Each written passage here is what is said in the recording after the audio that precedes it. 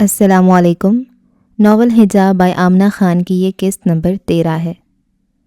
فاطمہ وجدان کو کیا ہوا ہے؟ اماں کچھ نہیں بتایا اس نے مجھے۔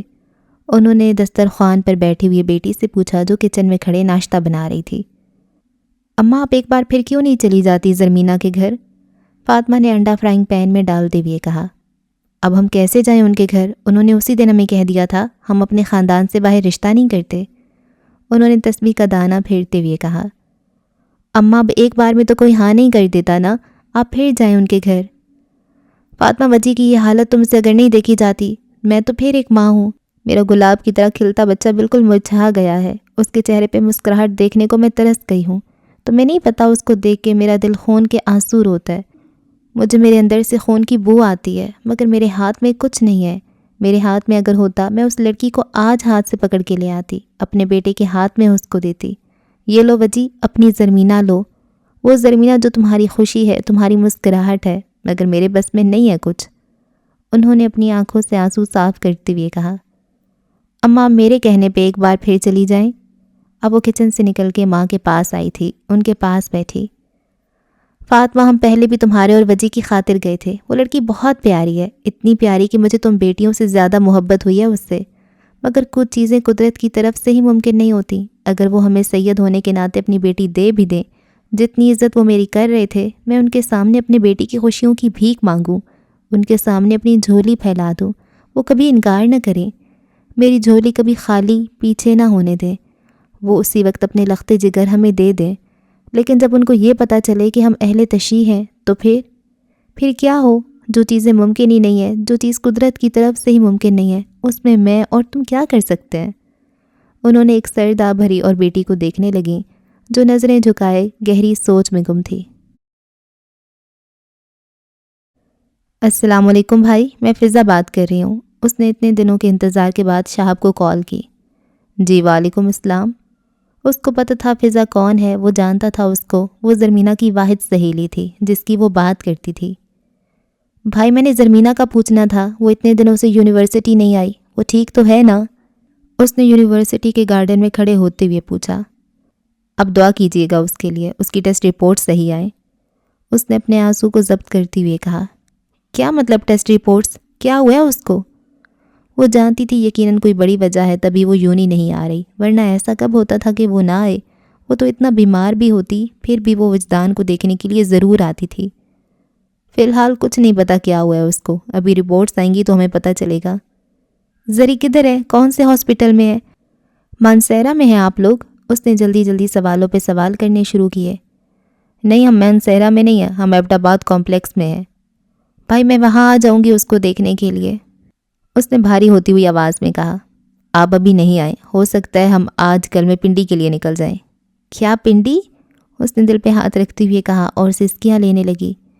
جی اگر اس کی رپورٹ صحیح نہیں آئی تو پنڈی یا پشاور جانا پڑے گا۔ بھائی آپ میری اس سے بات کروا دیں پلیز، اس نے منت کرنے والے انداز میں کہا۔ آج 5 دن ہو گئے وہ ہوش میں نہیں آئی، اس نے آنکھوں کے کونوں کو صاف کرتے ہوئے کہا۔ کیا 5 دن؟ اس کو لگا جیسے اب وہ زمین پہ گر جائے گی۔ 5 دن سے وہ ہوش میں نہیں آئی تو کسی کو نہیں پتا اس کو کیا ہوا ہے، اس نے روتے ہوئے غصے والے انداز میں کہا۔ جی ڈاکٹر کہتے ہیں وہ کوما میں ہے فی الحال۔ اس نے اپنے دل پہ ہاتھ رکھا، نظریں زمین پر کیں اور اپنے آنسوؤں کو ضبط کرتے ہوئے بولا۔ جی کوما؟ ایسے کیسے کوما؟ بیٹھے بیٹھائے کوئی کوما میں جا سکتا ہے بھلا؟ وہ بھول گئی تھی وہ زرمینہ سے نہیں اس کے بھائی سے بات کر رہی تھی، وہ روانی میں سوال پہ سوال کیے جا رہی تھی اور وہ نم آنکھوں سے جواب دیتا جا رہا تھا۔ آپ دعا کیجیے گا۔ اس کے اتنے سارے سوالوں پہ وہ بس اتنا ہی بول پایا تھا اور پھر چپ ہو گیا۔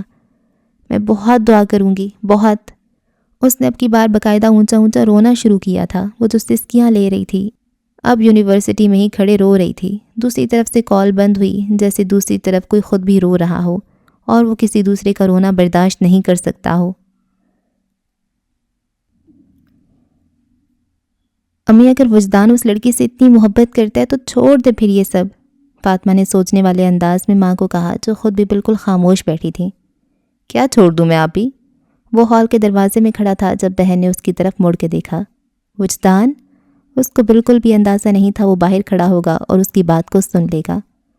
آپ ہی بتائیں نا میں کیا چھوڑ دوں؟ اس نے وہیں پہ کھڑے ایک بار پھر کہا۔ وجدان، تم وہ سب چھوڑ دو جس کی وجہ سے لوگ تمہیں ایک الگ ہی نام دیتے ہیں، جو تم نہیں ہو تمہیں وہ کہتے ہیں۔ آپ کے کہنے کا مطلب ہے میں اہل بیت سے محبت کرنا چھوڑ دوں؟ نہیں وجی، میں یہ نہیں کہہ رہی۔ وہ اپنی ہی بات پہ شرمندہ ہوئی اور شرمندہ نظروں سے اس کو دیکھنے لگی۔ نہیں آپ ہی، یہ ممکن نہیں ہے، دنیا مجھے کچھ بھی کہے، کچھ بھی سمجھے، میں اہل بیت کو کبھی نہیں چھوڑ سکتا۔ ان کی محبت میری رگوں میں ہے، میرے خون میں ہے، میرے جسم کے ایک ایک ریشے میں ہے۔ مجھے اس دنیا کی کوئی پرواہ نہیں ہے۔ مجھے فخر ہے کہ میں فقیر حسین ہوں، اور آپ کہتی ہیں میں چھوڑ دوں ان کا در؟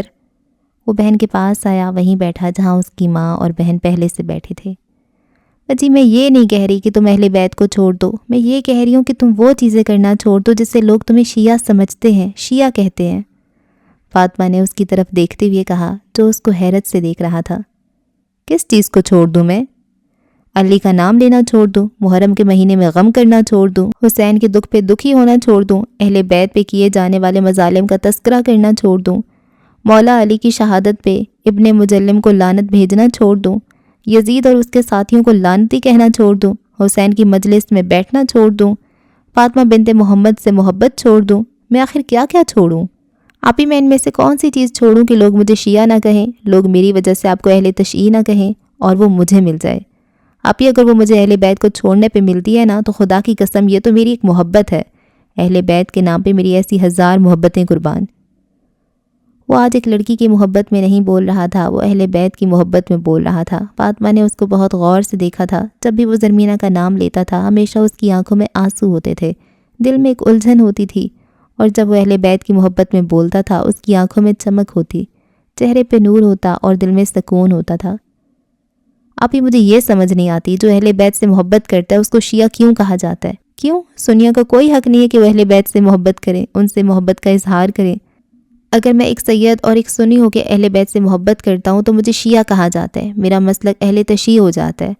آپ یہی چیز تو میرے دل کو لگتی ہے، کیا ہم اہل بیت سے محبت نہیں کر سکتے؟ آپ ہی، میں بھی امام شافعی رحمۃ اللہ کی طرح لوگوں کو صرف ایک ہی بات کہتا ہوں، اگر اہل بیت کی محبت رافضیت ہے تو مجھ سے بڑا کوئی رافضی نہیں، یعنی شیعہ۔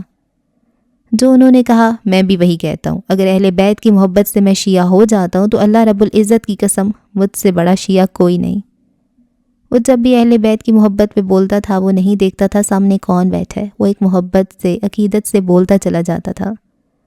آپ یہ اہل بیت سے محبت کرنا عقیدہ اہل سنت ہے، وہ شخص اہل سنت نہیں جس کا دل محبت و مودت اہل بیت سے خالی ہے، اس کے اندر خارجیت نے ڈیرا ڈال رکھا ہے۔ اہل سنت کی شناخت حب و تکریم صحابہ و اہل بیت رضی اللہ عنہم ہے، یہ دونوں شاخیں مل کر حب رسول صلی اللہ علیہ وآلہ وسلم بنتی ہیں۔ محبت رسول صلی اللہ علیہ وآلہ وسلم محبت اہل بیت کے بغیر کوئی معنی نہیں رکھتی۔ وہ شخص جھوٹا ہے جو حضور صلی اللہ علیہ وآلہ وسلم کی محبت کا دعویٰ تو کرتا ہے مگر اس کا دل محبت اہل بیت سے خالی ہے۔ میں یہ نہیں کہہ رہا، بلکہ 1400 سال پہلے کی تاریخ اسلام میں ہمارے کل ائمہ کا طریقہ، مسلک و مشرب اہل بیت اتحار کی محبت میں یہی رہا ہے۔ اہل سنت کے چاروں ائمہ فقہ، امام اعظم ابو حنیفہ، سیدنا امام مالک، حضرت امام شافعی، حضرت امام احمد بن حنبل رحمۃ اللہ کا مسلک بھی یہی ہے۔ وہ شخص جو محبت و مودت اہل بیت میں کم ہے، کمزور ہے یا ناقص ہے، وہ نہ حنفی ہے، نہ مالکی، نہ شافعی اور نہ حنبلی۔ آپ ہی، ہم کب محبت کرتے ہیں اہل بیت سے؟ ہم نے کیا ہی کیا ہے ان کے لیے؟ ہم لوگ تو بس باتیں کرتے ہیں، فقط باتیں۔ باتوں سے تو محبت ظاہر نہیں ہوتی نا، ہمارے دل، دماغ، ہماری روح ان کی محبت میں سرشار ہی نہیں ہوئی تو کہاں کی محبت، کیسی محبت؟ وہ بہن اور ماں کو دیکھتا ہوا بول رہا تھا۔ وہ دونوں ماں بیٹی آج ایک اہل بیت کے عاشق کو دیکھ رہی تھیں۔ وہ عاشق جو ایک لڑکی سے عشق کرتا ہے تو پوری رات اس کی محبت میں روتا ہے، سسکتا ہے، دیوانہ بن جاتا ہے۔ جب وہی عاشق اس لڑکی کے عشق کو اہل بیت کی خاک بھی نہیں سمجھتا تو اس کی اہل بیت کے لیے محبت کی کیا انتہا ہوگی؟ آپ ہی، ہم لوگوں نے اپنے اپنے فرقے بنا رکھے ہیں، ہر فرقہ جب تک اہل بیت سے محبت نہیں کرے گا، اس کی محبت میں مست ملنگ نہیں ہوگا تو وہ کبھی مسلمان ہو ہی نہیں سکتا، میں اس کو ایک مومن مان ہی نہیں سکتا۔ آپ ہی، میں آپ کو سنی فرقہ کی زبانی اہل بیت کی محبت بتاتا ہوں۔ آج کل کے مجھ جیسے جاہل لوگوں کو پتہ ہی کیا ہے محبت کا۔ کوئی حسین ابن علی کا نام لے گا تو اس کو شیعہ کہا جائے گا۔ میں کہتا ہوں اپنی تاریخ کیوں نہیں پڑھتے؟ وہ تاریخ جو ان کے بڑوں نے لکھی ہے، جن کو وہ مانتے ہیں، جن کو مان کے وہ اپنا فقہ بناتے ہیں۔ اہل بیت سے محبت تو اہل سنت ہے، میں آپ کو اہل سنت کے ہی کچھ اماموں کا بتاتا ہوں، انہوں نے کس قدر اہل بیت سے محبت کی ہے۔ حضرت عبداللہ بن مبارک روایت کرتے ہیں کہ امام ابو حنیفہ رحمۃ اللہ جب مدینہ گئے تو سیدنا امام محمد الباقر رضی اللہ عنہ کی خدمت میں حاضر ہو کر اپنی عقیدت کا اظہار کرتے ہوئے عرض کیا، آپ کی حرمت اور تعظیم و تکریم میرے اوپر اس طرح واجب ہے جس طرح صحابہ کرام پر تاجدار کائنات صلی اللہ علیہ وآلہ وسلم کی تعظیم و تکریم واجب تھی۔ یعنی جو تعظیم و تکریم صحابہ کرام آقا صلی اللہ علیہ وآلہ وسلم کی کیا کرتے تھے، میں اسی طرح وہ تعظیم آپ کی کرتا ہوں، چونکہ آپ کی حرمت و تعظیم اور محبت اور مودت میں مجھے حرمت و تعظیم اور مودت محبت مصطفیٰ صلی اللہ علیہ وآلہ وسلم آتی ہے۔ علاوہ ازیں سیدنا امام اعظم رحمۃ اللہ کو درج ذیل ائمہ اہل بیت اطہار کے سامنے زانوئے تلمذ طے کرنے کا اعزاز حاصل ہوا۔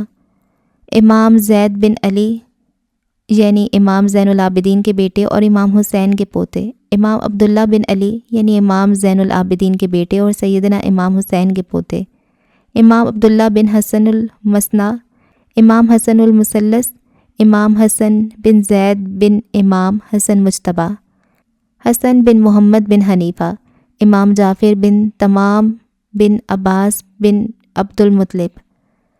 امام اعظم رحمۃ اللہ کے زمانے میں اہل بیت اطہار کے 9 امام حیات تھے اور آپ نے ہر ایک کے پاس جا کر زانوئے تلمذ طے کیا۔ ائمہ اطہار اہل بیت میں سے جو امام بھی بنو امیہ یا بنو عباس کے ظالمانہ حکومت یا کسی حکمران کے خلاف خروج کرتے، آپ خفیہ طور پہ اپنے تلامذہ کے ذریعے 12 ہزار درہم تک بطور نذرانہ ائمہ اطہار اہل بیت کی خدمت میں بھیجتے۔ آپ نے چیف جسٹس بننے کی حکمرانوں کی طرف سے دی جانے والی پیشکش کو قبول نہ کیا، اس کا بہانہ بنا کر آپ کو قید میں ڈال دیا گیا، حتیٰ کہ آپ کا جنازہ بھی قید خانے سے نکلا۔ سوال یہ کہ اگر آپ نے چیف جسٹس بننا قبول نہیں کیا تو کیا یہ اتنا بڑا جرم تھا کہ عمر بھر قید کی سزا دی جائے اور جنازہ بھی قید خانے سے نکلے؟ دراصل یہ حکمرانوں کا بہانہ تھا کہ ہمارا حکم نہیں مانا اور چیف جسٹس کا عہدہ قبول نہیں کیا۔ سبب یہ تھا کہ حکمران جانتے تھے کہ امام ابو حنیفہ رحمۃ اللہ گھر بیٹھ کر اہل بیت کے ہر شہزادی کی خدمت کرتے ہیں، ان کے ساتھ محبت و مودت کا اظہار کرتے ہیں، لہٰذا ان کو محبت اہل بیت کی سزا دی جائے۔ بس آپ نے محبت اہل بیت میں شہادت پائی۔ آپ ان لوگوں نے اہل بیت کے لیے اپنی جانوں کے نذرانے پیش کیے۔ ہم لوگ کیا کرتے ہیں؟ جو اہل بیت سے محبت کرتا ہے اس کو شیعہ اور کافر کہہ دیتے ہیں۔ امام مالک رحمۃ اللہ اور محبت اہل بیت، امام مالک رحمۃ اللہ کو اہل بیت اطہار سے شدید محبت و مودت تھی۔ حضرت امام جعفر الصادق رضی اللہ عنہ جیسی ہستیوں کے پاس اگر کوئی مسئلہ پوچھنے جاتا تو فرماتے، مالک کے پاس چلے جاؤ، ہم اہل بیت کا علم اس کے پاس ہے۔ آپ کل ائمہ اہل بیت کے شاگرد تھے اور ان کی محبت و مودت میں فنا تھے۔ ایک طلاق کے مسئلے کو بہانہ بنا کر بنو عباس کے حکمرانوں نے ان کو محبت و مودت اہل بیت کی سزا دی، یہاں تک کہ ان کی سر اور داڑھی کو مونڈ دیا اور سواری پر بٹھا کر مدینے کی گلیوں میں گھمایا اور حکم دیا کہ سب کو بتاؤ کہ میں امام مالک ہوں۔ آپ کہتے جاتے، جو مجھے پہچانتا ہے پہچان لے کہ میں کون ہوں، اور جو مجھے اس حال میں دیکھ کر نہیں پہچان رہا وہ جان لے کہ میں مالک بن انس ہوں۔ اس واقعے کے بعد آپ 25 سال تک گھر میں گوشہ نشین ہو گئے اور باہر نہیں نکلے۔ یہ دور بنو امیہ اور بنو عباس کے حکمرانوں کا تھا کہ جہاں ائمہ اہل بیت طہار کا نام نہیں لیا جا سکتا تھا، بنو عباس نے اہل بیت کے نام پر حکومت پر قبضہ کر لیا اور پھر چن چن کے ایک ایک اہل بیت کے امام اور اہل بیت کے محب کو شہید کیا۔ بنو عباس کا تعلق چونکہ حضور نبی اکرم صلی اللہ علیہ وآلہ وسلم کے چچا حضرت عباس بن عبد المطلب کے ساتھ تھا، لہٰذا اس تعلق کی وجہ سے یہ ائمہ کرام ان سے بھی محبت کرتے۔ ان کی ایمان اور محبت و مودت کا یہ عالم تھا کہ بنو عباس ان پہ ظلم و ستم کے پہاڑ توڑتے، مگر یہ حضور صلی اللہ علیہ وآلہ وسلم کے خاندان کے ساتھ ان کو حاصل نسبت کی وجہ سے معاف کر دیتے۔ امام مالک رحمۃ اللہ علیہ کو عباسی خلیفہ جعفر بن سلیمان عباسی کے حکم پر جب کوڑے مارے جاتے تو آپ بے ہوش ہو جاتے۔ جب ہوش آتا تو کہتے، لوگوں گواہ ہو جاؤ، باری تعالیٰ میں نے کوڑے مارنے اور مروانے والے کو معاف کر دیا۔ جو ہی ہوش آتا پہلا جملہ یہی بولتے کہ میں نے معاف کر دیا، پھر کوڑے لگتے، پھر کوڑے کھا کھا کر بے ہوش ہو جاتے، مگر ہوش میں آتے ہی انہیں معاف کر دیتے۔ ذرا سوچئے ان ائمہ کرام کے ہاں مودت، محبت، نسبت اور حرمت اہل بیت کا کیا عالم تھا۔ ان سے کسی نے پوچھا کہ اتنا بڑا ظلم آپ کی ذات کے ساتھ ہوا مگر آپ جو ہی ہوش میں آتے تو کہتے کہ معاف کر دیا، ایسا کیوں کرتے ہیں؟ انہوں نے کہا، مجھے لگ رہا تھا کہ شاید کوڑے کھاتے کھاتے میں مر جاؤں گا۔ ساتھ ہی ساتھ معاف اس لیے کرتا جا رہا ہوں کہ بے شک مجھ پہ ظلم ہو رہا ہے، مگر یہ لوگ حضور صلی اللہ علیہ وآلہ وسلم کے چچا کے خاندان میں سے ہیں۔ میں نہیں چاہتا کہ قیامت کے دن میری وجہ سے میرے آقا صلی اللہ علیہ وآلہ وسلم کے چچا کے خاندان کا کوئی فرد دوزخ میں جائے، بے شک اس نے ظلم کیوں نہ کیا ہو، مگر میں ان کا سبب نہ بنوں، اس لیے ہوش میں آتے ہی ساتھ معاف کرتا جاتا ہوں۔ اس قدر ظلم و ستم کے باوجود حضور صلی اللہ علیہ وآلہ وسلم کے خانوادے کے ساتھ حیا کا تعلق برقرار رکھا۔ یہ عقیدہ اہل سنت الجماعت ہے۔ امام شافعی پر اہل بیت کی محبت و مودت کی وجہ سے ملاؤں نے شیعہ اور رافضی ہونے کے فتوے اور تہمت لگا دی۔ آپی چاروں ائمہ فقہ کی فطرت میں محبت اور مودت اہل بیت تھی، ان کے علم اور ایمان کا خمیر محبت اور مودت اہل بیت سے اٹھا تھا۔ امام شافعی نے اپنے دیوان میں ایک ربائی لکھی: اے اہل بیت رسول، تمہاری محبت اللہ تعالیٰ نے قرآن میں فرض کر دی ہے اور اس کا حکم قرآن میں نازل ہوا ہے۔ اے اہل بیت، تمہاری عظمت اور تمہاری شان اور تمہاری مکانت کی بلندی کے لیے اتنی دلیل کافی ہے کہ جو تم پر درود نہ پڑھے اس کی نماز نہیں ہوتی۔ دوسرے مقام پر فرمایا: اگر آل محمد سے محبت کرنے کا نام رافضی شیعہ ہو جانا ہے تو سارا جہان جان لے کہ میں شیعہ ہوں۔ امام احمد بن حنبل سے پوچھا گیا کہ آپ یزید کے بارے میں کیا حکم کرتے ہیں؟ انہوں نے جو فتویٰ دیا فاق عالم میں آج تک اس کی آواز گونجتی ہے۔ فرمایا: میرے نزدیک یزید کافر ہے۔ آپ کے صاحبزادے عبداللہ بن احمد بن حنبل نے اس کو روایت کیا اور کثیر کتب میں آج تک بلا اختلاف امام احمد بن حنبل کی تکفیر کا فتویٰ یزید پر آج تک قائم ہے۔ آپ کی مودت اور محبت بھی اہل بیت کے ساتھ لاجواب تھی۔ ان ساری باتوں کو کرنے کا مقصد یہ ہے کہ اگر آپ اہل سنت کہلاتے ہیں تو محبت و مودت اہل بیت سے گھبراتے کیوں ہیں؟ اس لیے کہ بعض خارج الذہن لوگ، بعض فتنہ پرور شر پسند آپ کو شیعہ کہہ دیں گے۔ کسی کے شیعہ کہہ دینے سے کیا آپ شیعہ ہو جائیں گے؟ کوئی کسی کو کہہ دے کہ تم ہندو ہو گئے ہو تو کیا صرف اتنا کہنے سے وہ ہندو ہو جائے گا؟ کئی ہندو شعراء نے نعتیں لکھی ہیں، کوئی کہہ دے کہ وہ مسلمان ہو گیا تو کیا اتنا کہنے سے وہ مسلمان ہو گئے؟ یہ کچھ فتنہ پرور ملا ہیں جن کا ایجنڈا خارجیت کو فروغ دینا ہے، جن کا ایجنڈا محبت و ادب رسول صلی اللہ علیہ وآلہ وسلم اور محبت آل بیت رضی اللہ عنہ کو ختم کرنا ہے۔ اگر وہ اہل بیت کے ذکر اور ذکر حسین کا طعنہ دیتے ہیں اور پروپوگینڈا کرتے ہیں کہ تم شیعہ ہو گئے تو ان کے پروپوگینڈا پہ لعنت ہوگی۔ قیامت کے دن مواخذہ ہوگا، کسی کے پروپوگینڈا سے ڈرنے کی ضرورت نہیں۔ کیا مصطفیٰ صلی اللہ علیہ وآلہ وسلم کے ساتھ محبت کی نسبت اور اہل بیت کے ساتھ تعلق کی پختگی میں ہمارا ایمان اتنا کمزور ہو گیا ہے کہ کسی کی پروپوگینڈا کے ڈر سے چپ کر کے بیٹھ جائیں اور مصطفیٰ صلی اللہ علیہ وآلہ وسلم کی اولاد کے ذکر کو چھوڑ دیں؟ جب امام مالک نے کوڑے کھا کر ان کی محبت کی راہ نہیں چھوڑی، امام اعظم کا جنازہ جیل سے اٹھا مگر مودت نہیں چھوڑی، امام شافعی پر رافضی شیعہ ہونے کی تہمت لگی مگر مودت نہیں چھوڑی، امام احمد بن حنبل نے کوڑے کھائے فتویٰ دیا، محبت نہیں چھوڑی، تو پھر ہم کیوں اہل سنت الجماعت کا اپنا طریقہ چھوڑتے ہیں؟ کل اولیاء، ابدال، کتب غوث اور ولی محبت مودت اہل بیت میں ڈوبا ہوا تھا۔ کوئی ولی مرتبہ ولایت کو نہیں پہنچتا جب تک اس کی ولایت کو سیدہ کائنات فاطمۃ الزہرا رضی اللہ عنہ کی توثیق نہیں ملتی۔ کوئی ولی شان ولایت کو نہیں پاتا جب تک مولا علی شیر خدا کی مہر نہیں لگتی، کیونکہ وہ فاتح الولایت اور امام ولایت ہیں۔ سلسلہ قادریہ بھی آگے چل کر امام علی رضا کے ساتھ ملتا ہے۔ امام معروف کرخی امام علی رضا کے ہاتھ پر توبہ کر کے ان کے مرید اور خلیفہ ہوئے ہیں۔ یہ طریقہ ولایت ائمہ طہار اہل بیت کے ذریعے امام علی رضا، امام موسیٰ کاظم سے ہوتا ہوا امام جعفر صادق تک جاتا ہے۔ الغرض ولایت حضرت فاطمۃ الزہرا رضی اللہ عنہ کے گھر کی خیرات ہے۔ اگر آپ طعنوں سے ڈرتے ہیں تو پھر آپ اہل سنت الجماعت نہیں ہیں۔ محبت اور مودت اہل بیت کو اپنے اندر زندہ کریں۔ یہ صرف اہل تشیع کا شعار نہیں ہے بلکہ یہ اہل سنت کا بھی ایمان ہے، کل امت کا ایمان ہے۔ کوئی بھی مکتب فکر ہو، خواہ شیعہ ہو یا سنی ہو، جس کی نسبت تاجدار کائنات صلی اللہ علیہ وآلہ وسلم کے ساتھ ہے، جو صاحب ایمان ہے، وہ آقا صلی اللہ علیہ وآلہ وسلم کی اہل بیت کے ساتھ محبت کیے بغیر مومن رہ ہی نہیں سکتا۔ اور آپ کہتی ہیں میں چھوڑ دوں یہ سب؟ اس نے اپنی بات مکمل کرتے ہوئے بہن کی طرف ایک دکھ سے، ایک تکلیف سے دیکھا جو ندامت سے آنسو بہا رہی تھی۔ ایک اور بات آپ ہی جو کہتے ہیں کہ ماتم حرام ہے، ماتم نہیں کرنا چاہیے۔ میں بھی کہتا ہوں ماتم نہیں کرنا چاہیے، وہ شہید ہیں، وہ زندہ ہیں۔ ماتم تو مرے ہواؤں کا ہوتا ہے، زندہ لوگوں کا کب ماتم ہوتا ہے؟ لیکن آپ بھی اگر امام حسین کے غم پہ، ان کی تکلیف پہ، ان کے دکھ پہ، ان کی اولاد کی اتنی بے رحمی پہ مارے جانے پہ میں روتا ہوں، اس ظلم پہ روتا ہوں کہ ان کو کسی کافر نے شہید نہیں کیا، بلکہ خود کو مسلمان کہنے والے نے شہید کیا ہے، اور دنیا مجھے شیعہ کہتی ہے تو ہاں میں شیعہ ہوں۔ آپ کو میں ایک واقعہ سناتا ہوں۔ ایک بار حضور صلی اللہ علیہ وآلہ وسلم کمرے میں تشریف فرما تھے۔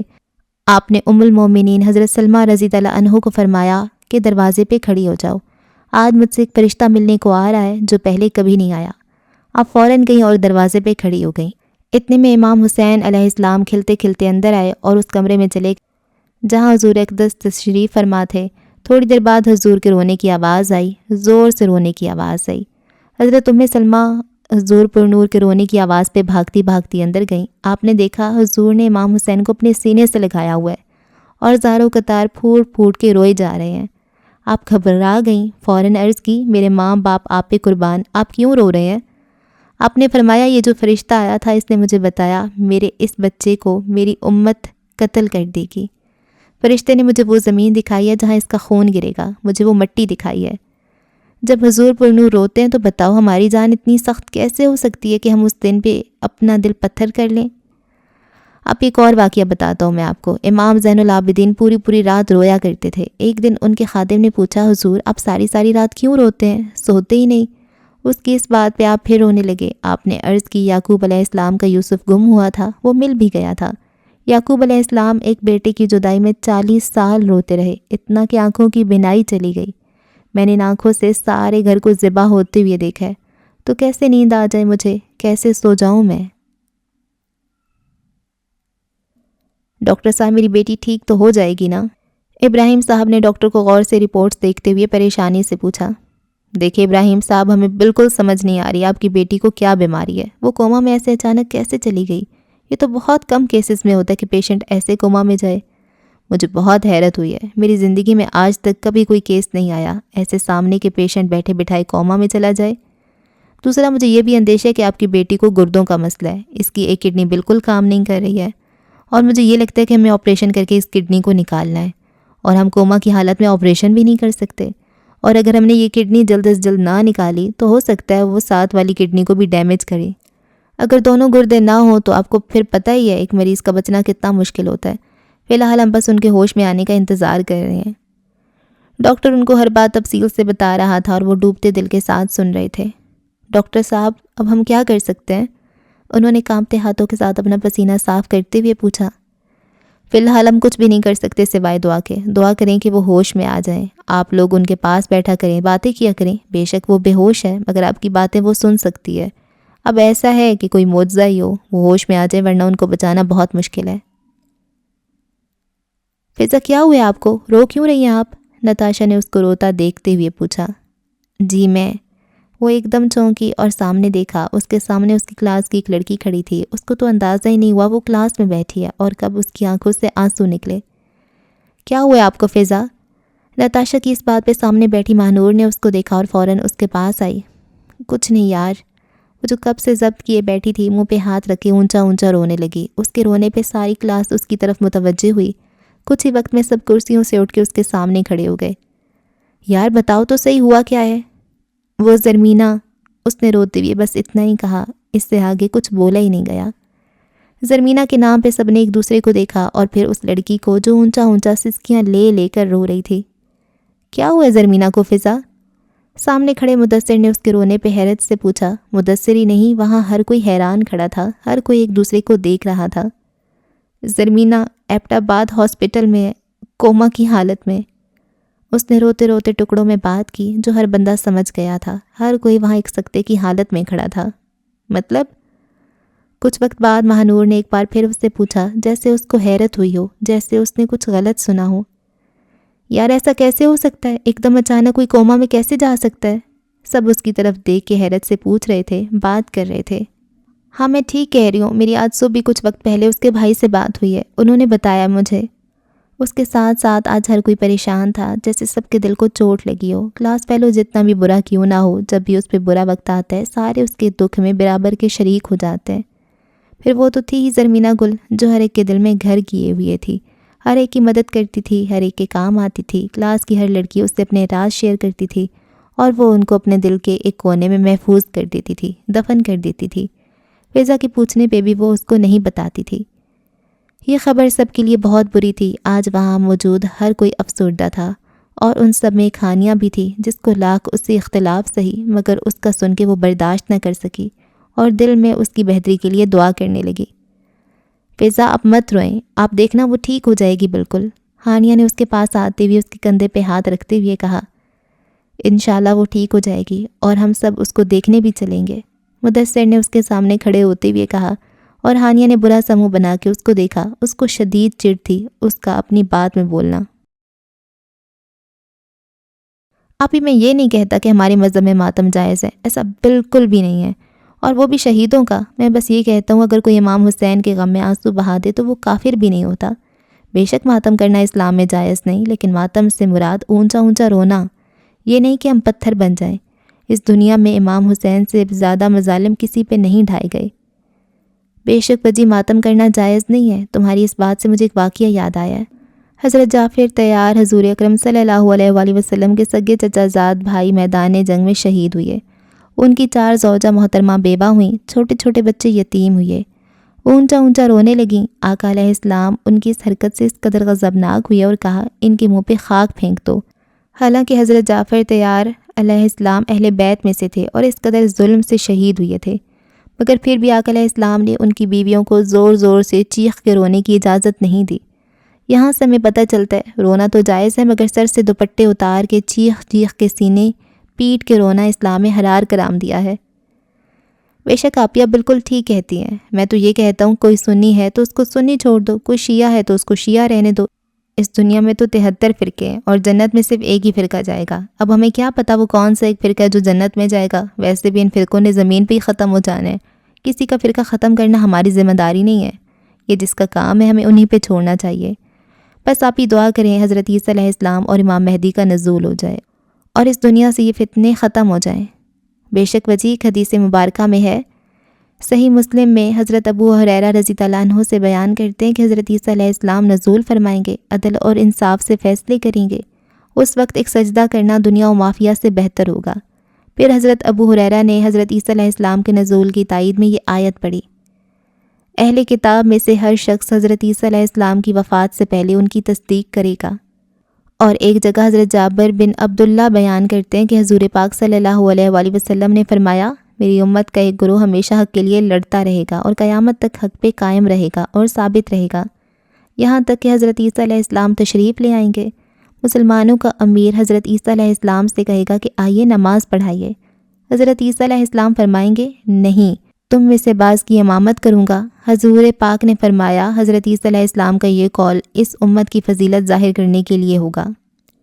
بے شک آپ ہی بالکل ایسا ہی ہے۔ مجھے بہت دکھ ہوتا ہے ہم اس نبی کی امت ہیں جس نے کفار کو بھی کبھی بد دعا نہیں دی، اور ہم سب مسلمان ہو کے بھی ایک دوسرے کو سلام بھی نہیں کرتے، ایک دوسرے پہ کافر ہونے کے فتوے لگا دیتے ہیں۔ مجھے نہیں سمجھ آتی اگر ہم سب کافر ہیں تو جنت میں کون ہوگا؟ جب ہر انسان اپنے اعمال کا خود ذمہ دار ہے تو ہم کون ہوتے ہیں اس کے اعمال میں بولنے والے؟ کیا آقا کو یہ سب دیکھ کے خوشی ہوتی ہوگی؟ ہم سمجھتے ہیں اہل بیت سے محبت کرنا شیعہ کا ہی کام ہے۔ ہم اپنی انا کو ایک طرف کیوں نہیں رکھ لیتے؟ کیا حضور کی اولاد ہماری کچھ نہیں لگتی؟ کیا ان سے بغض رکھ کے ہم اپنے ایمان کی تکمیل کر سکتے ہیں؟ فضا آپ نے زرمینہ کی جلد صحتیابی کے لیے جو قرآن خوانی رکھوائی تھی وہ کس وقت ہے؟ مانور میں تو سوچ رہی تھی کسی فری لیسن میں پڑھیں گے، مگر سارے ٹیچرز بھی اس میں شامل ہونا چاہتے ہیں جو ہمیں پڑھا رہے ہیں۔ یہ تو بہت اچھا ہو گیا ہے، ٹیچرز کی دعاؤں سے تو وہ جلد صحتیاب ہو جائے گی۔ انشاءاللہ بالکل ایسا ہی ہے۔ اس نے نظریں جھکائی ہوئی اپنا رخ دوسری طرف موڑا جہاں سے اس کو ہانیہ کی آواز آئی تھی۔ فضا اگر زرمینہ ٹھیک نہ ہوئی تو ہم سب اس کو دیکھنے ہاسپٹل چلے جائیں گے، یونی کی وین ہی ہائر کر لیں گے۔ ہانیہ آپ ٹھیک کہہ رہی ہیں، مگر ابھی یہ بھی تو نہیں پتہ کہ زرمینہ کون سے ہسپتال میں ہے، اور ابھی وہ ایبٹ آباد میں ہے یا پھر پنڈی میں۔ اس نے چہرے پہ سنجیدہ سے تاثرات لیے کہا، زرمینہ کی بیماری کی خبر کے بعد وہ ایک دفعہ بھی نہیں مسکرائی تھی، کسی نے اس کو ہنستے نہیں دیکھا تھا۔ وہ ہر وقت تسبیح ہاتھ میں لیے کچھ نہ کچھ پڑھتی رہتی تھی۔ آج اس نے اپنی کلاس میں قرآن خوانی رکھوائی تھی۔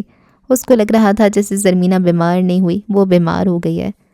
زرمینہ کا علاج تو ڈاکٹرز ہیں، مگر فضا کا علاج صرف تم ہو زرمینہ گل، صرف تم۔ آ جاؤ کہ تمہاری فضا ٹھیک ہو جائے۔ دیکھو بہت بیمار ہے وہ، تمہارے بغیر وہ بہت بیمار ہے۔ وہ کرسی پہ بیٹھی اپنی آنکھوں کی نمی کو صاف کیا اور اس خالی کرسی کو دیکھنے لگی جس پہ وہ آج بھی کسی کو نہیں بیٹھنے دیتی تھی۔ وجدان صاحب آپ نے قرآن خوانی میں جانے؟ وہ کرسی پہ ٹیک لگائے آنکھیں بند کی اپنی سوچوں میں غرق تھا۔ کس کی قرآن خوانی امجد صاحب؟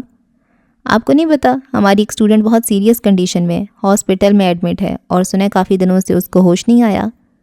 وہ اس کے سامنے کرسی پہ بیٹھے افسردہ سے بول رہے تھے۔ نہیں، مجھے تو کچھ نہیں پتا۔ اس نے حیران ہونے والے انداز میں اپنے کولیگ کو دیکھا۔ وہ کیا سے کیا ہو گیا؟ ایک وقت تھا جب اس کو ہر اسٹوڈنٹ کا پتہ ہوتا تھا ان کی لائف میں کیا چل رہا ہے، اس کو وہ بھی پتہ ہوتا تھا جو ان کی پرسنل لائف میں ہوتا تھا۔ اسٹوڈنٹ اس کو اپنی لائف کی ایک ایک بات بتاتے تھے، اس سے مشورے لیتے تھے، مگر اب تو اس کو اپنا بھی نہیں پتہ تھا وہ کون ہے اور کہاں ہے۔ کس وقت ہے قرآن خوانی امجد صاحب؟ اس کا دل کچھ عجیب سا بے چین ہونے لگا، جیسے وہ اڑ کے وہاں پہنچنا چاہتا ہو جدھر قرآن خوانی ہو رہی ہے۔ مسجد میں سب موجود ہیں، چلے ہم بھی چلتے ہیں، وقت تو ہو ہی گیا ہے، انہوں نے اپنی گھڑی کو دیکھتے ہوئے کہا اور اٹھنے لگے۔ جی چلیں، پھر چلتے ہیں۔ اس نے اپنا موبائل لیا اور کمپیوٹر کی طرف رخ کیا۔ کمپیوٹر پہ کالی اسکرین آتی وہ جلدی اٹھا اور باہر نکلنے لگا۔ یا اللہ، یہ میرے دل کو کیا ہو رہا ہے؟ راستے میں اس نے اپنے دل پہ ہاتھ رکھتے ہوئے ہلکا سا آسمان کو دیکھا۔ وجدان صاحب، میرا تو دل بہت خفا ہوتا ہے جب اتنے اچھے اسٹوڈنٹس ایسے بیمار ہو جائیں۔ چلتے چلتے امجد صاحب نے اس کی طرف دیکھا اور افسوس سے کہا، مسجد ڈپارٹمنٹ سے تھوڑا سا دور تھی تو ان دونوں کو جانے میں وقت لگ رہا تھا۔ بالکل ماجد صاحب، ہر اسٹوڈنٹ اپنے استاد کے بہت قریب ہوتا ہے، ان کے ساتھ ایک دل کا اور روح کا رشتہ جڑ جاتا ہے۔ ٹھیک کہتے ہیں آپ وجدان، اور پھر ایسے تابع دار شاگرد ہوں تو دل پھر کچھ زیادہ ہی خفا ہوتا ہے۔ بیچاری بہت بیمار ہے، مانسہرہ والوں نے ایبٹ آباد ریفر کیا ہے، مگر وہاں بھی اس کو ہوش نہیں آیا۔ انہوں نے مسجد کے سامنے کھڑے ہوتے ہوئے افسوس سے کہا، آپ نے بتایا نہیں کون ہے وہ لڑکی جو بیمار ہے؟ مسجد کی پہلی سیڑھی پر قدم رکھتے ہوئے اس نے ان کی طرف دیکھتے ہوئے پوچھا۔ 4th سیمسٹر کی ہے وہ، جو ہر وقت برقعے میں ہوتی ہے اور اوپر چادر بھی کرتی ہے۔ وہ جو تھوڑا سا اور اوپر چڑھ رہا تھا وہیں رکا۔ اس کے دل میں ایک عجیب سی چبھن ہوئی۔ اس چبھن نے اس کا سارا وجود اندر سے نچوڑ دیا۔ اس کے چہرے کا رنگ ایک دم زرد ہوا، جیسے کسی کو بھی سخت یرکان ہوا ہو۔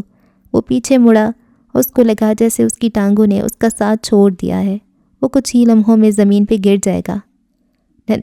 نام کیا ہے اس لڑکی کا؟ اس نے کانپتے ہونٹوں سے ہکلاتے ہوئے اس کا نام پوچھا۔ وجدان، ٹھیک تو ہے نا آپ؟ یہ آپ کی رنگت کو کیا ہو گیا اچانک؟ انہوں نے اس کے رنگ کو بہت غور سے دیکھا۔ اس کے کانپتے ہونٹ صاف صاف دکھائی دے رہے تھے، اس کی آنکھوں کا بدلتا رنگ بالکل عیاں تھا۔ کیا نام ہے اس کا؟ اس نے بے جان سے جسم کے ساتھ آنکھیں بند کی اور ایک بار پھر پوچھا۔ زرمینہ سواتھی۔ انہوں نے اس کی آنکھوں میں دیکھتے ہوئے حیرت سے اس کا نام لیا۔ اس کا نام اس کی سماعتوں سے ٹکرایا۔ وہ ہوش کی دنیا سے بے ہوشی کی وادیوں میں جانے لگا۔ وہ کھڑے کھڑے اس سیڑھی سے پھسلا جہاں وہ کھڑا تھا۔ اس کو لگا جیسے اس کی کائنات آج ختم ہو گئی ہے۔ بس اس کی اتنی ہی سانسیں خدا نے لکھی تھیں، اس کو بس اتنا ہی جینا تھا۔ ایک عاشق کے لیے اس کی معشوق کی موت کی خبر دراصل اس کی اپنی موت کا پروانہ ہوتا ہے جو اس کو تحفے میں ملتا ہے۔ زرمینہ گل، پتہ ہے تمہارے بابا جان وجدان کے لیے تمہارے رشتے پہ مان گئے ہیں؟ وہ اس کے سامنے بیٹھی، اس کے بالکل پاس، اس کے بالوں میں انگلیاں پھیرتے ہوئے اس کو بتا رہی تھیں، اس کے سامنے مسکرا رہی تھیں، جو بالکل بے جان سی لیڈی تھی۔ زرمینہ گل، تمہارے بابا جان نے مجھے خود کہا ہے ہم زرمینہ کی شادی اس کی پسند سے کریں گے، جدھر اس کی مرضی ہوگی وہیں پہ کریں گے۔ وہ خوشی خوشی اس کو بتاتی جا رہی تھی جیسے کوئی کسی بچے کو بہلا رہا ہو، اس کو لالچ دے رہا ہو۔ وہ بھی ایسا ہی کر رہی تھیں، اپنی بیٹی کو لالچ دے رہی تھیں، اس کی آنکھیں کھلوانے کی لالچ۔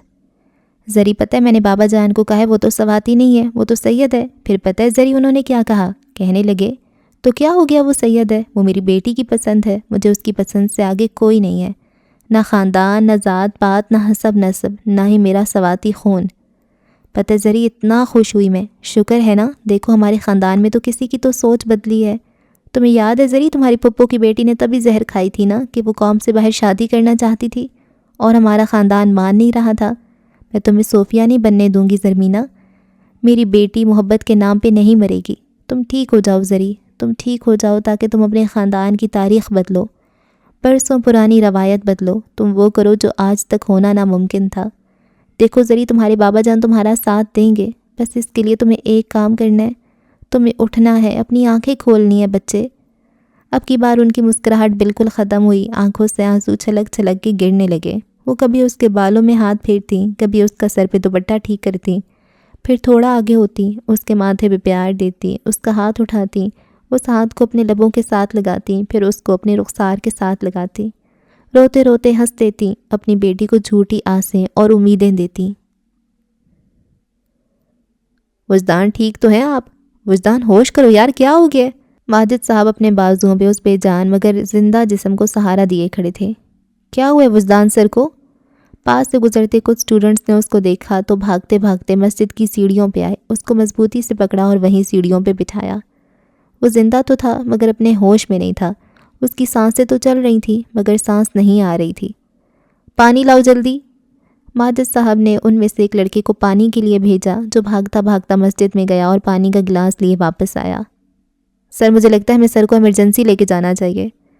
یار مجھے بھی یہی لگتا ہے، سر کو ہوا کیا ہے ماجد سر؟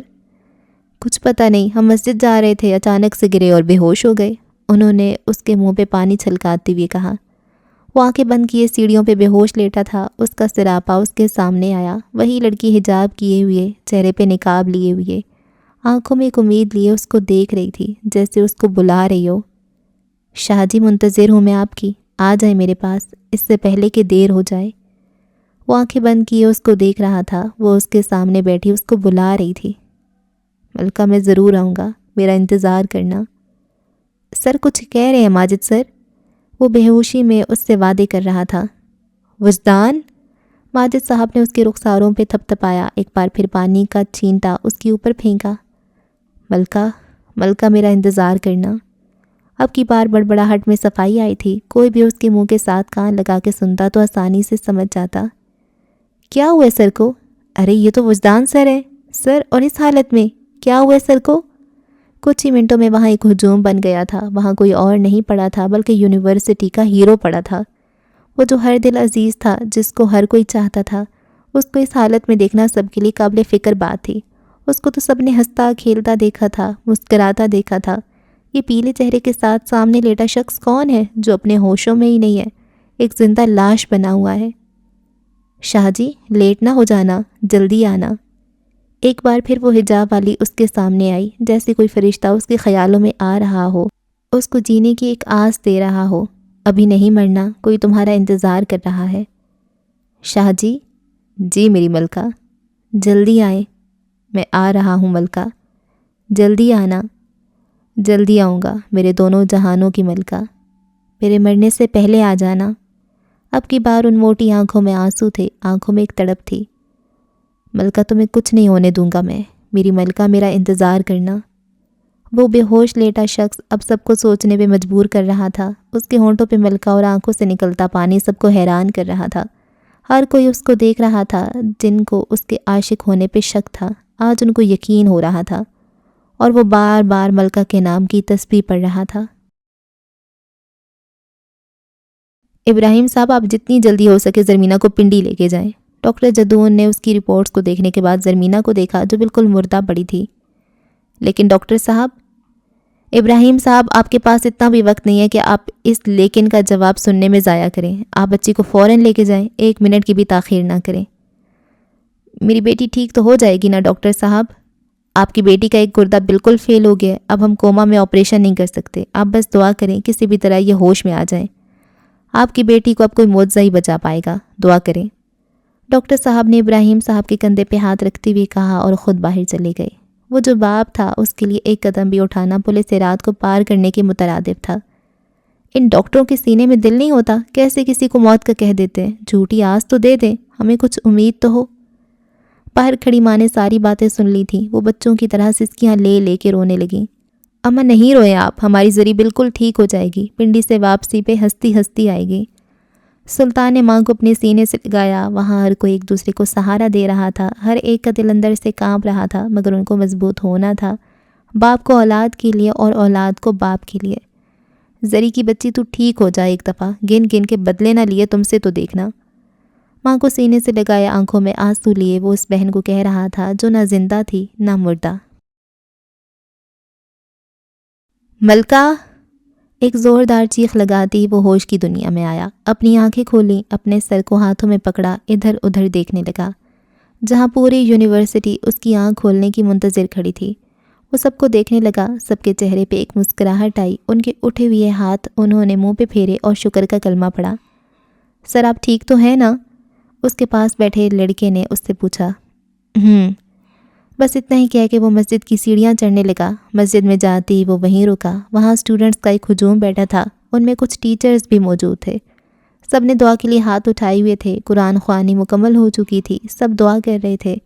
مسجد کے امام صاحب دعا کر رہے تھے اور وہاں موجود ہر زبان آمین کہہ رہی تھی۔ وہ مسجد کے اندر گیا، وضو بنایا اور وہاں آ گیا جدھر سب بیٹھے تھے۔ ان کی کچھ فاصلے پہ وہ کھڑا ہوا، سر پہ ٹوپی پہنی اور نماز ادا کرنے لگا۔ اس نے 2 نفل حاجت کی نیت کی اور نماز شروع کی۔ نماز کے دوران ایک ایک لفظ پہ اس کی آنکھیں بھیگنے لگیں۔ سب نے اپنی دعا مکمل کی، آنکھیں کھولیں تو سامنے کھڑے اس شخص کو دیکھا جو روتے روتے نماز پڑھ رہا تھا۔ آج سے پہلے کسی نے ایسی نماز کی ادائیگی نہیں دیکھی تھی۔ ہر کوئی وہاں سے اٹھنے کی بجائے اس کو دیکھنے لگا۔ اس نے اپنے 2 رکعت نفل ادا کیے، سلام پھیرا، ہاتھ اٹھائے۔ یا اللہ، میں جا رہا ہوں اپنی ملکہ کے پاس، مجھے اس کو دیکھنے سے پہلے موت نہیں دینا۔ مرنے سے پہلے تو جلاد بھی آخری خواہش پوچھتا ہے، تو میرا رب ہے، میری آخری خواہش پوری کرنا، میری سانس اس کی گود میں نکالنا، اس سے پہلے مجھے موت نہ دینا۔ وہ دنیا سے بے خبر اپنے اللہ سے مانگ رہا تھا، رو رہا تھا، تڑپ رہا تھا۔ وہاں پہ موجود سب نے اس کی دعا پہ آواز بلند آمین کہا۔ وہ حقیقت کی دنیا میں آیا۔ اس نے ایک بار پھر وہاں موجود سب حاضرین کو دیکھا جو نم آنکھوں سے اس کو دیکھ رہے تھے۔ اس کے لبوں پہ اظہار تشکر کی ایک مسکراہٹ آئی۔ وہ اٹھا اور باہر گیا۔ مسجد میں موجود ہر شخص اس کے پیچھے باہر نکلا۔ جتنا ہجوم اس کے پیچھے تھا اس سے 10 گنا زیادہ اس کے سامنے تھا۔ وہ مسجد کی سیڑھیوں پہ کھڑا ہوا، سب کو ایک نظر دیکھا جیسے وہ کسی جلسے میں آیا ہو اور سب کو دیکھنے کے لیے اس کے آگے پیچھے ہو رہے ہوں۔ میرے حق میں دعا کیجیے گا سب۔ وہاں پہ موجود سب کے ہیرو نے ان سے ایک جملے کا خطاب کیا۔ اس کی اس بات میں سب نے ایک ساتھ ہاتھ اٹھائے۔ 2 منٹ کی خاموشی ہوئی، ایسی خاموشی جیسے کسی ریگستان میں ہو۔ سب کے ہاتھ نیچے ہوئے اور وہ ایک ہیرو کی طرح سب کے درمیان سے گزرنے لگا۔ وہاں بس ایک چیز کی کمی تھی، کسی کے ہاتھ میں پھول نہیں تھے، ورنہ ہر کوئی اس پہ پھولوں کی برسات کرتا۔ وہ اپنی محبوبہ کے لیے جا رہا تھا، ایک محاذ پہ جا رہا تھا جس میں 2 ہی صورتیں ہونی تھی، ایک جیت اور دوسری ہار۔ کوئی اپنی ہیرو کو ہارتا ہوا نہیں دیکھنا چاہتا تھا، ہر کوئی اس کی جیت کی دعا کر رہا تھا۔ جو لڑکیاں اس پہ جان دیتی تھیں، اس کے سپنے دیکھتی تھیں، اس کے ساتھ کسی اور لڑکی کو کھڑا ہوتا ہوا بھی برداشت نہیں کرتی تھیں، آج وہ بھی اس کی محبت کی کامیابی کے لیے دعا کر رہی تھیں۔ آنکھوں میں آنسو لیے، ہاتھ اٹھائے، وہ بھی اللہ سے اس کی منزل تک رسائی مانگ رہی تھیں۔ یا اللہ، وجدان کو خالی ہاتھ نہیں لوٹانا۔ یا اللہ، وجدان کو وہ عطا کرنا جس کی خاطر وہ آج نکلا ہے۔ اللہ جی، آپ سر کو ان کی محبت دیں گے نا تو میں سمجھوں گی مجھے میری محبت مل گئی ہے۔ اے اللہ، ہمیں تو وجدان شاہ نہ مل سکا، مگر اس کو وہ دینا جو اس نے مانگا ہے۔ اللہ جی، مجھے میری چاہت نہیں ملی، مگر سر کو وہ ضرور دینا جو انہوں نے چاہا ہے۔ آج ہر لڑکی اس کو دعاؤں میں رخصت کر رہی تھی، اس کے لیے رو رو کے دعا مانگ رہی تھی۔ وہ یونیورسٹی کی گیٹ تک پہنچا، پیچھے مڑا، اپنے پیچھے لوگوں کا ایک ہجوم دیکھا جو اس کو دروازے تک رخصت کرنے آیا تھا۔ اس نے سب کی طرف ہاتھ ہلایا جیسے یہ اس کا آخری سلام ہو، پھر اس نے کبھی ان سے نہ ملنا ہو۔ اس کے ہاتھ ہلاتے ہی سب نے ہاتھ اوپر کیا۔ ایک نے شرارت سے ایک زوردار آواز میں وجدان سر کہا، باقی سب نے زندہ باد کا نعرہ لگایا۔ وہ ایک عاشق کو رخصت کر رہے تھے، اس عاشق کو جو ان میں محبت کی ایک الگ ہی پہچان چھوڑ کے جا رہا تھا، محبت کی خوبصورت مثال بن رہا تھا، لوگوں کو محبت کرنے کا طریقہ بتا رہا تھا۔ وہ موٹر سائیکل پہ بیٹھا، ایک کک لگائی اور کچھ ہی لمحوں میں وہاں سے روپوش ہو گیا۔ مگر جو اس کو رخصت کرنے آئے تھے وہ ایک مجسمے کی طرح وہیں کھڑے اس کو جاتا دیکھتے رہے۔ پلیز سسٹر، آپ ایک بار دیکھ لیں، اس نے ریسیپشن پہ کھڑی نرس کو کہا اور بے چینی سے ادھر ادھر دیکھنے لگا جیسے کچھ ڈھونڈ رہا ہو، کسی کی اس کو شدت سے تلاش ہو۔ نہیں سر، اس نام کی کوئی پیشنٹ نہیں ہے ہمارے پاس۔ نرس نے ایک بار پھر کمپیوٹر پہ انگلیاں چلائیں۔ وہ جو بے چینی سے اس کو دیکھ رہا تھا، ایک بار پھر اس کو نفی میں جواب ملا۔ مگر سسٹر، مجھے اسی ہاسپٹل کا بتایا گیا ہے، وہ یہیں پہ ایڈمٹ ہیں۔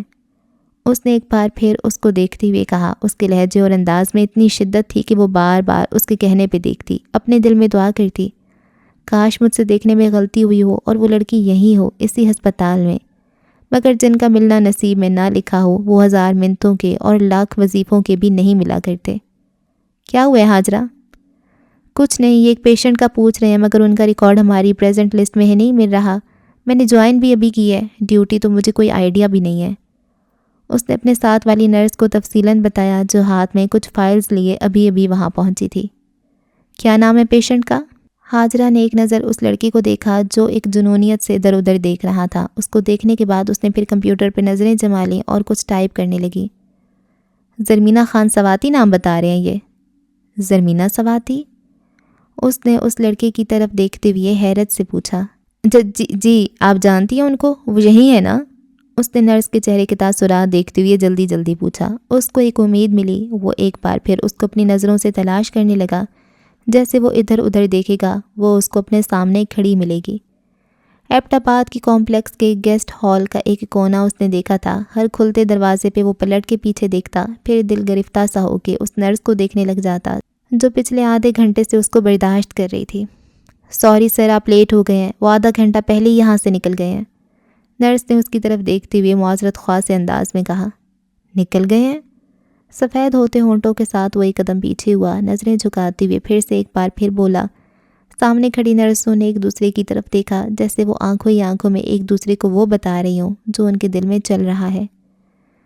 جی سر، وہ راولپنڈی کے لیے نکلے ہیں، نرس نے دھیمے لہجے میں اس کی طرف دیکھتے ہوئے کہا۔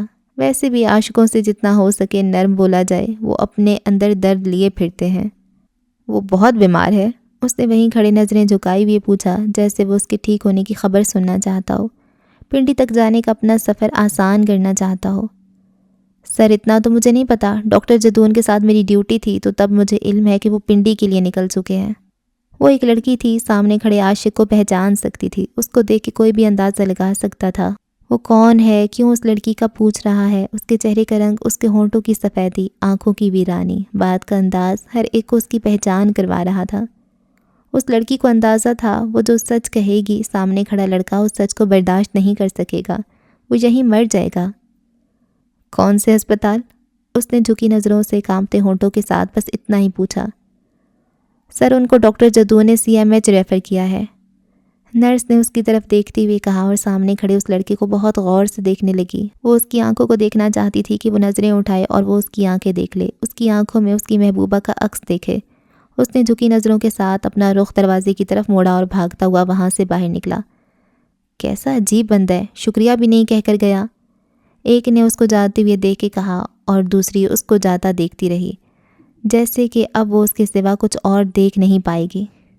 اوکے جی، تو اس ایپیسوڈ کو یہاں پہ ختم کرتے ہیں۔ اگلی قسط میں ہوتی ہے ملاقات، رکھیں دعاؤں میں یاد۔ اللہ حافظ۔